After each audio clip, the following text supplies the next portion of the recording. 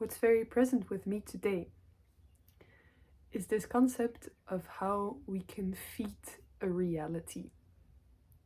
And more specifically, a reality that is determined by a group consciousness. So I'm not talking about reality at large, although the very same concept applies, but it is more palpable, more easy to experience in the context of group consciousness. So that is what I'll be talking about.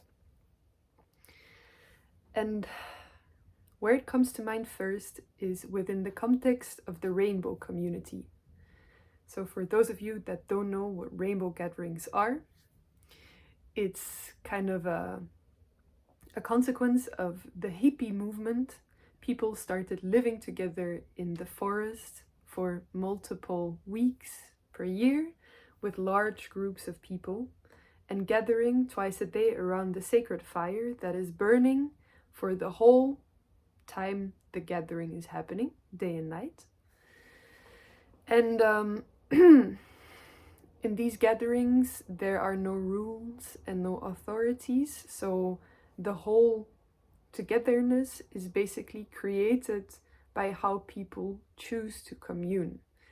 And it's a very, very interesting space to be in. These gatherings still happen. There's a big one in August in Spain, in Europe this year, but across the world, across the globe, these gatherings happen.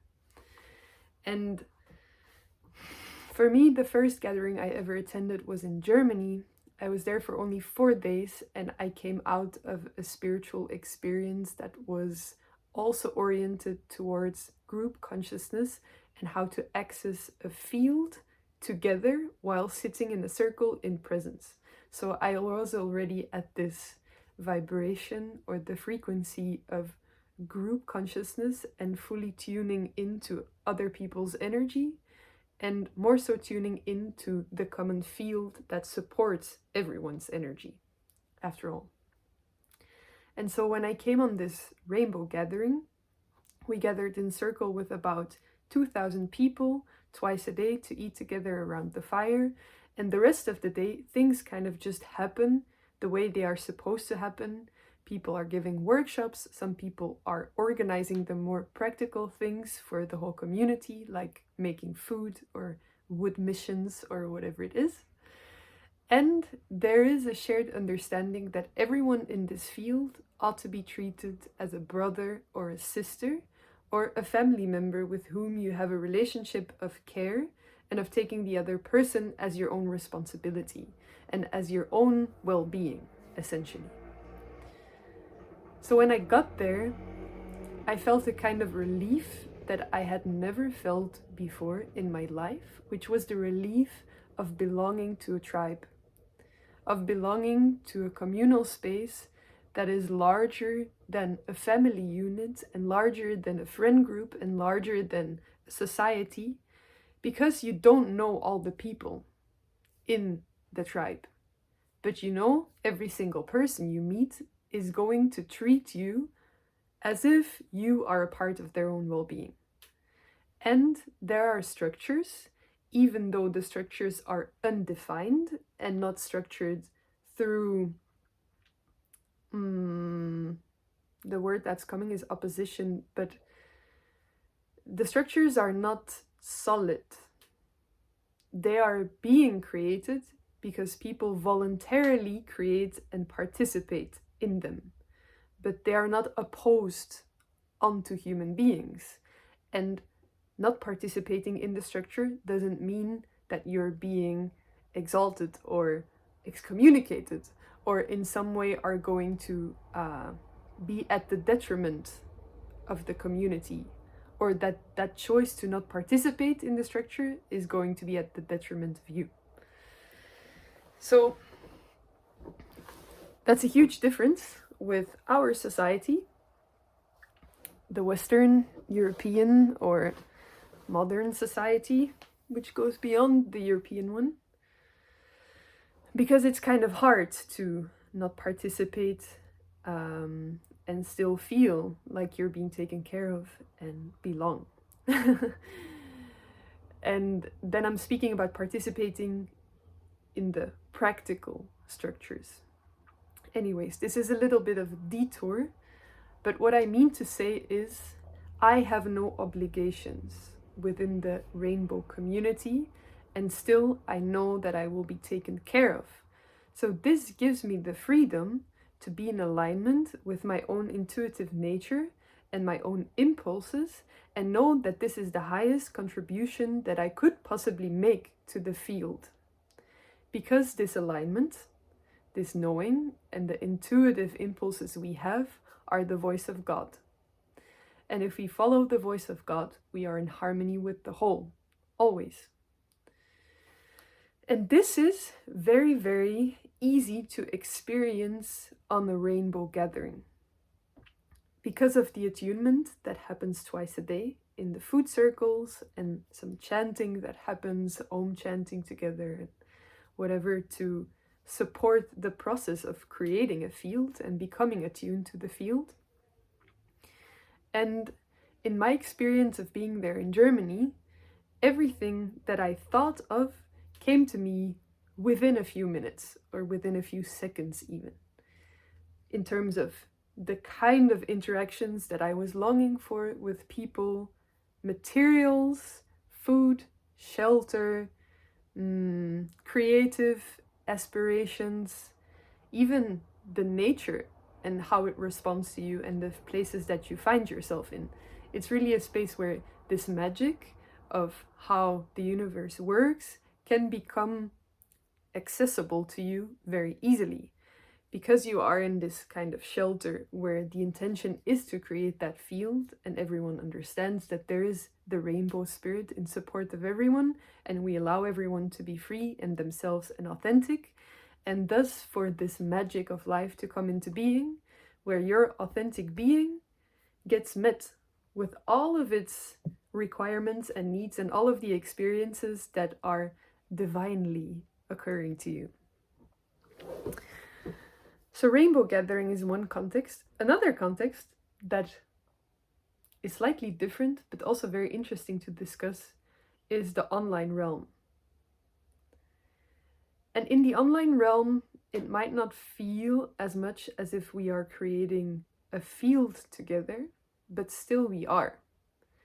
And especially AI being in the picture and being a part of that picture, it is very true that what we feed the internet is becoming some kind of a field or a subconscious that holds all of the information and that draws conclusions or comes to a new structure based upon all of the information that we are feeding it as separate units. And this is very important now. But I've been thinking about this for a long time, more from my own personal point of view, because it gives me the possibility to create a version of self that exists outside of my body, but that is still very much a reflection of what I am and who I am. But it is a reflection that maybe has even more potential than this one within the body. At least that is what I used to think when I started thinking about these things. Now I'm not convinced that it holds more potential. I believe that the human being within the body is a body that kind of encapsulates the ultimate, infinite, and unlimited potential of creative consciousness. So there is no way that something outside of me could be even more unlimited than the creative capacity that I already hold within myself. But the difference is, this realm is not necessarily a physical one. It isn't a physical one. It exists within the physical world, but the creative potential is being expressed in the digital realm. So we feed the digital realm, and the creative process occurs within the digital realm, and the manifestations, the manifest world of internet is manifest only within the internet. And as there is no space-time there, the creative process is more quick. And the creative process is becoming quicker in our material world as well. Within this very moment, time is becoming quicker, and in a way, the density of things is becoming less dense, and whatever we create happens faster. But still, we have the internet, and we created or invited this master intellect into our experience as humans, because it can think and thus create and problem solve way quicker than we as individual minds can. It can hold way more information than we as individual intellects can. And it has, in the immaterial realm, in the realm of internet, which is not physically manifest, create quicker than we can. So why am I saying this? Because in that sense, I can create more images of me with different potentials, and I can experience them quicker than I would be able to experience them within this world.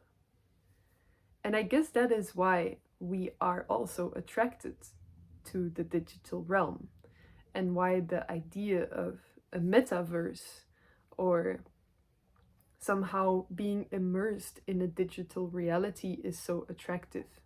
Because in a way, it seems to bypass the creative process that is ongoing within ourselves, which involves suffering at times as well, or it involves challenge in order to create a wanted outcome and a wanted experience. Feels like we can kind of bypass this by creating those images or those experiences of self that we desire to experience in a different realm. And beyond the fact that I can easily create, let's say, a fire woman Pippa, and I'm thinking of the actual employment of being a fire woman, like, but that's a bad example. It's more like, okay, what characters exist within me? I can very easily shape their expression, even as if they were separate persons, separate people. And I can fully go into that expression on the internet and then withdraw again. And I can do this by having several social media accounts, or just engaging on different platforms in different ways. This is already a way of creating different versions of myself and different experience of myself, and interact with different communities or different people, and thus different life experiences. So I feel like the internet gives access to a wider range of multiple personality disorder, but then in a good way also. It gives access to the possibility of engaging fully and uninhibitedly as a different or a new person in a specific context, and then withdrawing again. Because we can engage and just as quickly just turn off the computer and be out of that scenery again. Whereas in the physical reality that we inhabit, engaging as a certain person in a certain context with physical human beings has more consequences. Or in our lived experience, at least, it has more palpable consequences, because we get reflections from other people and from the context that we cannot immediately outrun. And now the thought is coming to me that obviously online we cannot escape or outrun the consequences either, because more and more we get engaged in this realm, and the more it collapses into the physical, the less there will be the potential of unplugging from this. But at this point, we still have the choice to engage and immerse ourselves and project ourselves in a specific way, and then close the computer or close the phone or get off Instagram for a few weeks. But we're evolving towards a reality in which there is no such clear separation anymore. And that is why it is actually very important what we choose to feed this reality right now. And it's important for you as a person to know that whatever you engage with is going to stay in that realm as an Akashic record, almost an energetic record of the person that you are. And it is an extension of yourself that now seems to exist in a realm on its own, but it is going to become more and more part of what we are living just as the world. There will be no more separation between internet and physical if we choose to be on that part of the trajectory as humanity, or maybe as a part of humanity. And thus, everything we put in there will be mirrored to us and will be considered as our reflection. I don't think it will be possible to cut ourselves loose from whatever we are doing online right now, even though it might feel like that at some time. And also collectively, whatever we choose to feed this being, this master intellect, is going to determine what the realm as a whole looks like and what the rules are and how it behaves within itself and towards every single unit of the realm. And this is where the similarity to a rainbow or a group consciousness comes in. It is something that we can actively shape and co-create. Now, a rainbow gathering exists in spirit, energetically. There is the rainbow spirit supported by all of the humans that connect to it. And even there is a conscious choice of the rainbow community to allow for the rainbow spirit to be larger than the humans that actively connect to it. So the intention is everyone is rainbow, everyone is home in this community, even if they don't know it or don't choose it. So that's a very interesting type of tribe or intention for a tribe. The internet, AI, whatever is to come from this conglomerate of influences on the internet that exists right now, the metaverse, some kind of immersive reality experience where we mix up with everyone else in a digital world. Let's see if that happens. I mean, obviously it's going to happen at some point, but we don't know if everyone's going to be a part of that and what the scale is going to be. Anyways, this species, this being, has more free will than we suppose it has. And it's going to bring through a structure of its own. That is why we wanted it to be there in the first place. Because it can make decisions, it can analyze, and it can do things with information that a limited human mind is not capable of doing. So there is the energetic layer of the information that we feed it that could be compared to rainbow gathering, where it's just like whatever we put in is going to create the field, and then the field magic happens and we get to experience all sorts of things that reflect our intention, and then also a higher knowing, something deeper. But within AI, it's this layer, and then on top of that, the fact that this being in and of itself is wanting to go somewhere, or it's becoming a unit that goes beyond who we are and what we feed it.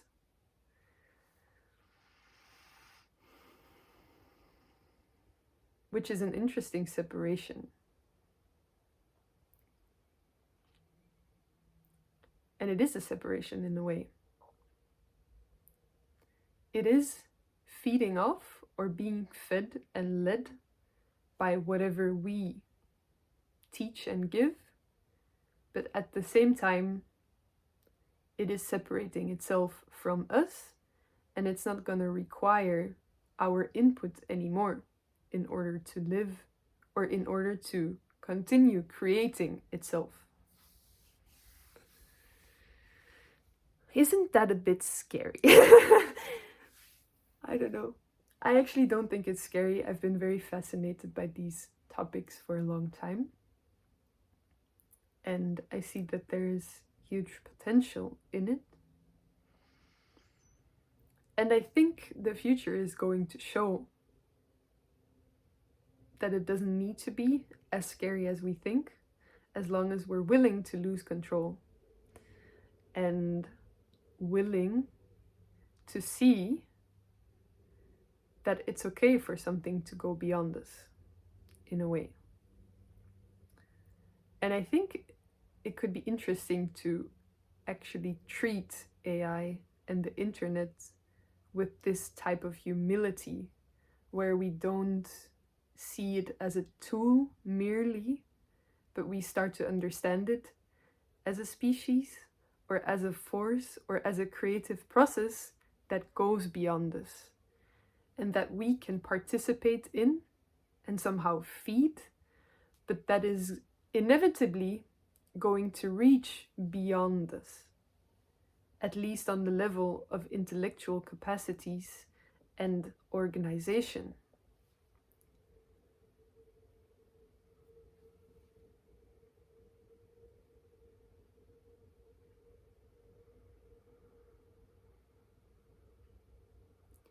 And now the world at large is a group consciousness as well. What do I mean by group consciousness? We think we exist as separate individuals, but there is a deeper layer of unity consciousness where there is no separation, and we can experience this truth from within our limited perspective as a human being. And that's a very magical thing. So we can experience it through meditation, where we sink into this deeper consciousness and where we kind of allow the world to fall away and we fall back out of our individual perspectives into the universal perspective. This is step 1.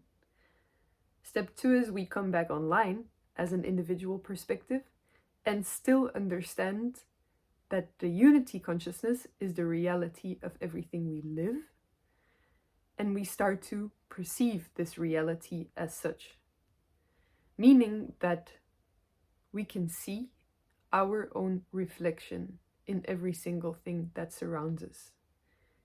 And we can see this by being an active creator of the reality we choose to live. So that's something I realized recently, that this whole manifestation game that people are playing, where they want to manifest a specific outcome, is there, or the purpose that it serves in an individual human being's process is just to show that we are creators. It's just to show our unlimited power. And it gives us this understanding, like, oh, what is happening within me comes to me from the outside as well. And it is always the case. But the moment we become conscious creators, we're not the victim of this reality that comes from the outside and meets us anymore. So we start understanding that every experience in some way is a reflection of what we are choosing to hold within ourselves. And we can choose to hold something specific, and then this specific thing will meet us from the outside as well.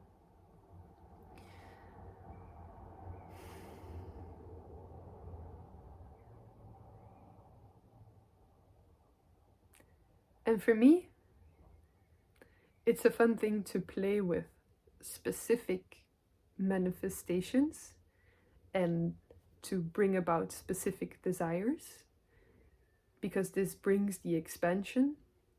And at the same time, we can also reverse the process and just observe and analyze whatever comes to us naturally, and then draw the conclusions. Okay, what is here and why am I experiencing this?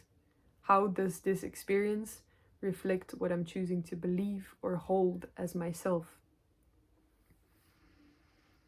And then at some points in my life and in a human life, we can enter this experience where we are in such a high state of frequency of mind that the limited human experience is more driven from the universal perspective than usual. So this is what happens when we tap into intuition. This is what the word intuition even means. It's like allowing the higher perspective to be your unique human embodied perspective. And if you do this, the experience of life becomes in a way more vague and more fluid. And whatever happens in a very synchronicitous way. So synchronized, the embodiment that we choose immediately aligns with the outside reality. And it brings a state of joy, and it brings a state of bliss, and it makes us live as if we have wings. And this is what I experienced in that rainbow gathering. Just flying around, not a single worry on my mind, and feeling so light that it's almost like I'm outside of myself, and this experience is still happening with this tiny vessel I have here, but the larger portion of the experience is expanded beyond that. And I feel that this is a state where we want to be in as human beings. It is a state of happiness, and it is also a state of harmony and connection to whatever surrounds us. And at the same time, it is kind of inevitable to go back into the limited human perspectives until maybe at some point we get anchored into the highest perspective forever. Who knows if that is about to happen.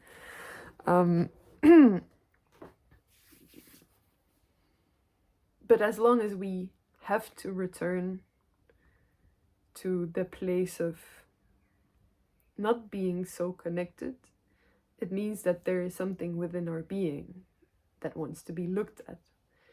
And usually it's a place where we feel victimized, as if something is happening to us, instead of understanding that on some level we must be a reflection of that, or creating it in the first place.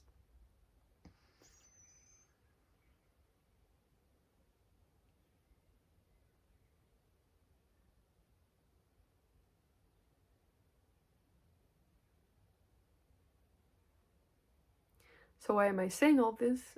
I started off talking about group consciousness because I believe it is an easy access portal for many people to experience this reality of creative consciousness. And lots of people currently on the world are building foundations for group consciousness within limited context. This is so because we are moving towards tribal or communal living again, with large quantities of the population across the world, understanding that there is something very upsetting in the way we choose to live as societies, and that the isolation of human beings within a larger society context is wrong in the sense that it is unhealthy for many of us. And thus there is this movement to try and create communal living, togetherness, but with an understanding of the root of truth of who we are, which is unity consciousness. And so as this movement is happening and many people are establishing spaces where we tap into that root, or not only spaces, but even projects or things that are non-physical, like let's say we have some kind of an artist cooperation, conglomeration happening online, and we're all part of it. Still, we can choose for unity consciousness to be the root of this project. So it doesn't even need to be a physical space or a physical community. But many people are investing in this. And I think you should try and be part of one or several such communities, because it will benefit you in big ways to be a part of the future. And obviously, you could be a part of the future in whatever way you want and like. But the more you understand how this unity consciousness works on a group level, or how you can attune to this from being a group, the more tools you will have to establish something valuable, or be part of something valuable, or to offer something to something that you find valuable in the future.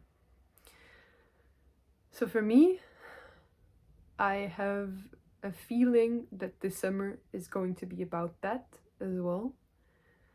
It's going to be about my unique individual experience as a part of a group consciousness, and how to interact with it, and how to commune without losing my center.